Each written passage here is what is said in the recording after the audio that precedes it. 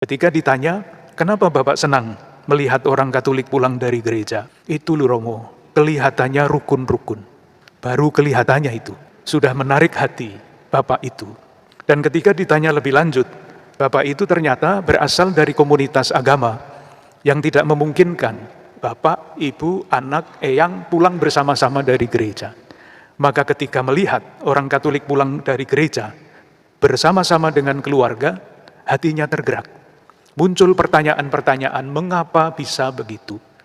Dan ketika menerima jawabannya, yaitu ia memutuskan untuk menjadi murid Kristus, dibaptis ke dalam gereja Katolik. Marilah kita bersyukur bersama-sama atas panggilan kita untuk selalu bertumbuh menuju kesempurnaan kasih, kesempurnaan kesucian. Dan kita boleh yakin, sekecil apapun hal baik yang kita lakukan, itu adalah bagian dari perutusan kita.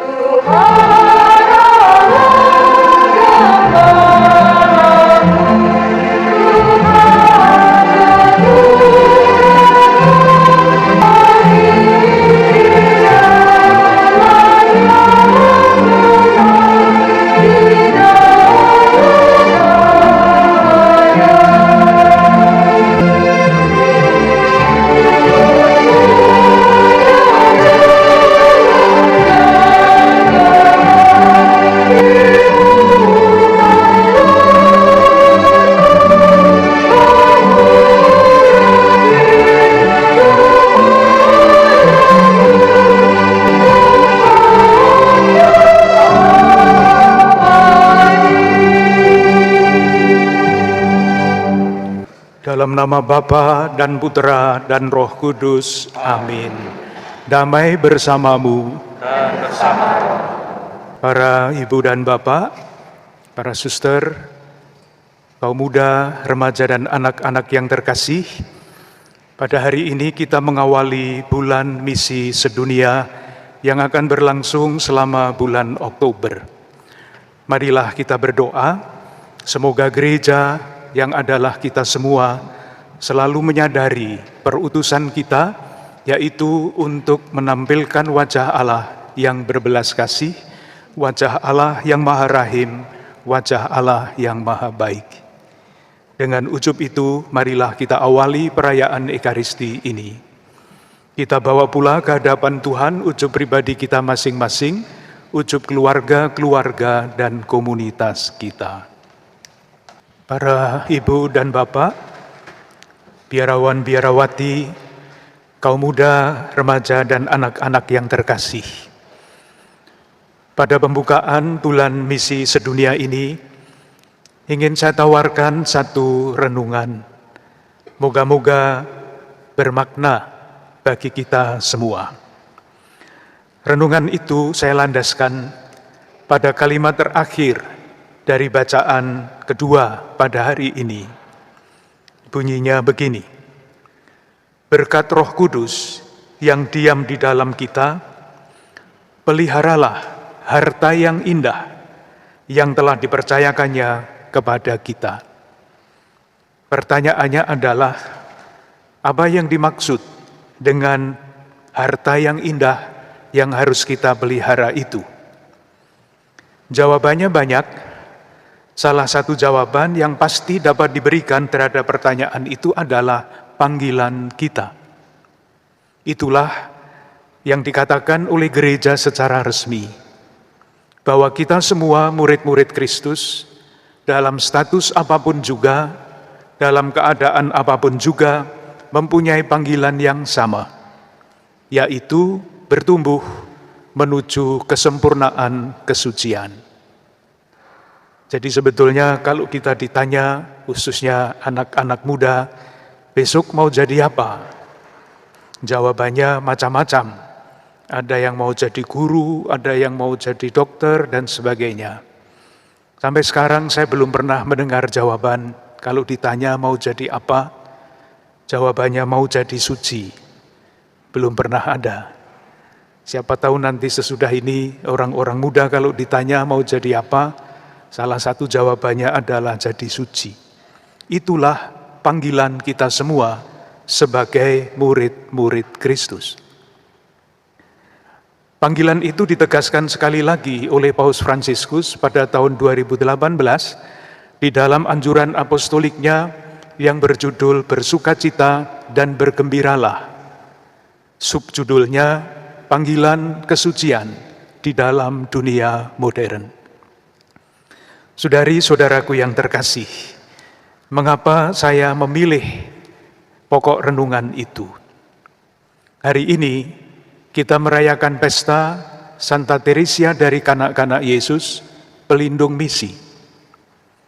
Ada banyak hal yang istimewa di dalam diri Santa Teresia dari Kanak-kanak Yesus itu.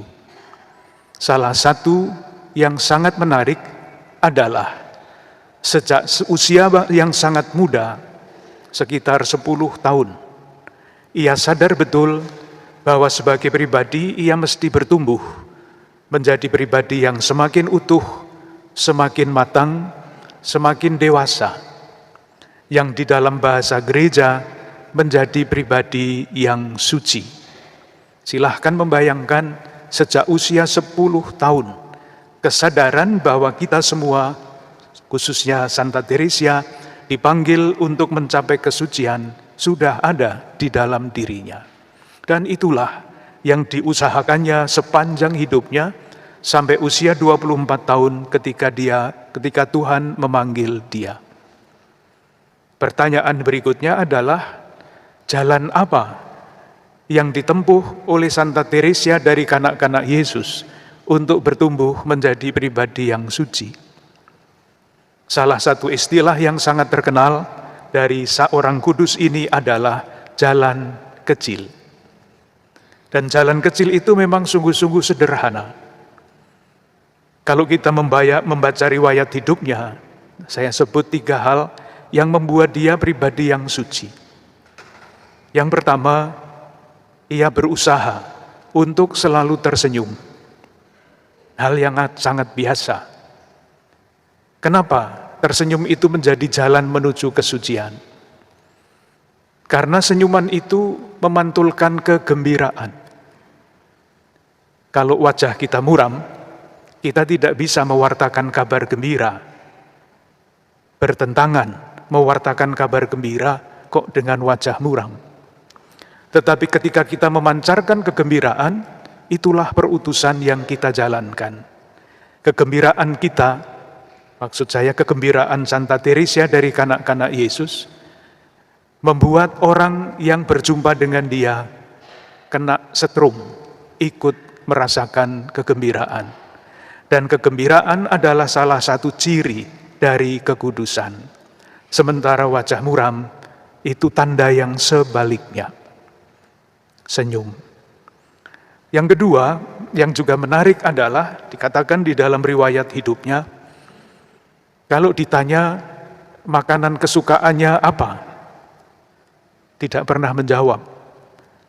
Dan orang lain teman-temannya juga tidak tahu makanan kesukaan Santa Teresia dari Kanak-kanak Yesus itu apa. Karena apa? Karena apapun yang tersedia di depannya, dinikmatinya dengan gembira. Ini tanda kesucian. Kenapa? Karena bagi Teresia dari Kanak-kanak Yesus, makanan itu yang disediakan di depannya bukan sekedar jajanan dari restoran, tetapi anugerah Tuhan. Ketika seseorang seperti Santa Teresia dan kita semua menyadari apapun yang ada di depan kita adalah anugerah, kita boleh percaya bahwa kita bertumbuh di dalam kesucian itu. Yang ketiga, ini juga istimewa.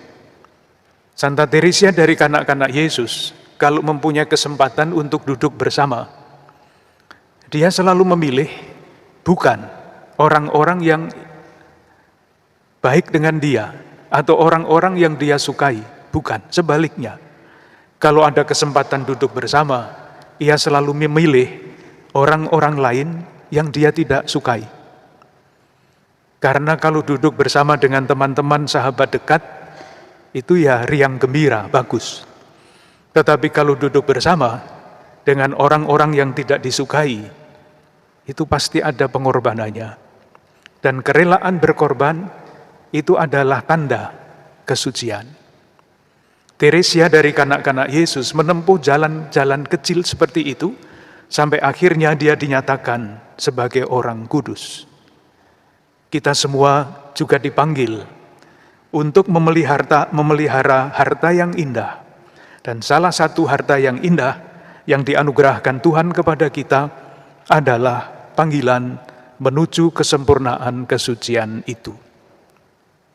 Paus Fransiskus memberikan contoh yang lain lagi, hal yang juga sangat sederhana. Beliau memberi contoh berikut. Seorang ibu pergi berbelanja. Di tempat belanja dia ketemu dengan tetangganya, lalu mulailah pembicaraan seru. Sampai kedua orang itu mulai bergosip.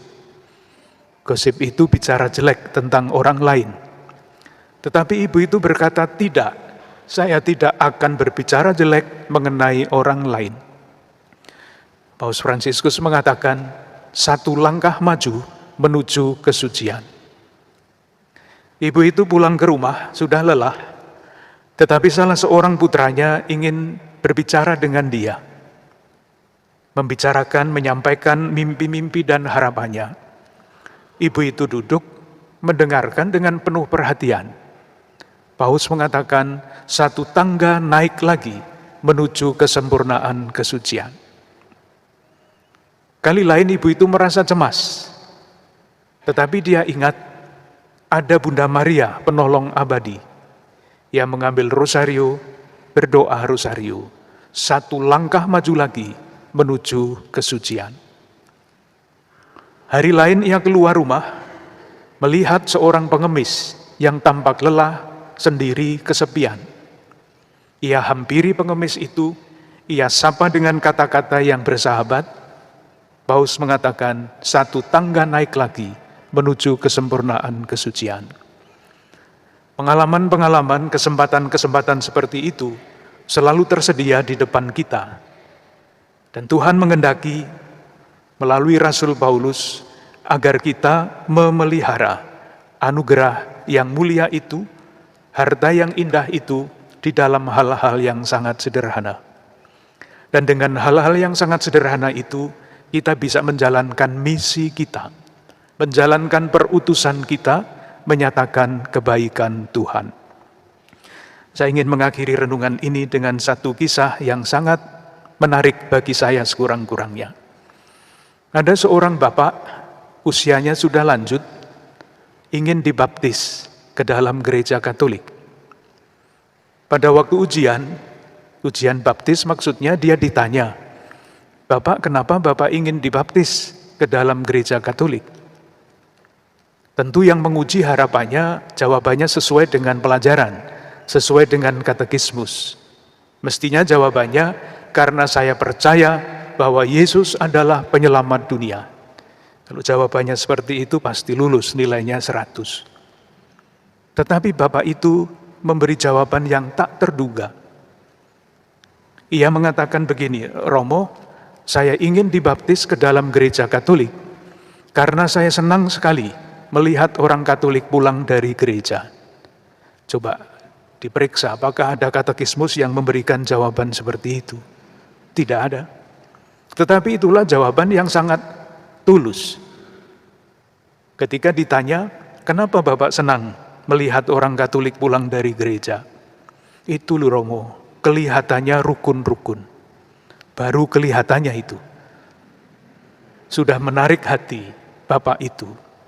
Dan ketika ditanya lebih lanjut, Bapak itu ternyata berasal dari komunitas agama yang tidak memungkinkan Bapak, Ibu, anak, eyang pulang bersama-sama dari gereja. Maka ketika melihat orang Katolik pulang dari gereja bersama-sama dengan keluarga, hatinya tergerak. Muncul pertanyaan-pertanyaan, mengapa bisa begitu? Dan ketika menerima jawabannya, yaitu ia memutuskan untuk menjadi murid Kristus, dibaptis ke dalam gereja Katolik. Marilah kita bersyukur bersama-sama atas panggilan kita untuk selalu bertumbuh menuju kesempurnaan kasih, kesempurnaan kesucian. Dan kita boleh yakin, sekecil apapun hal baik yang kita lakukan, itu adalah bagian dari perutusan kita. Tuhan memberkati. Agunglah misteri iman kita.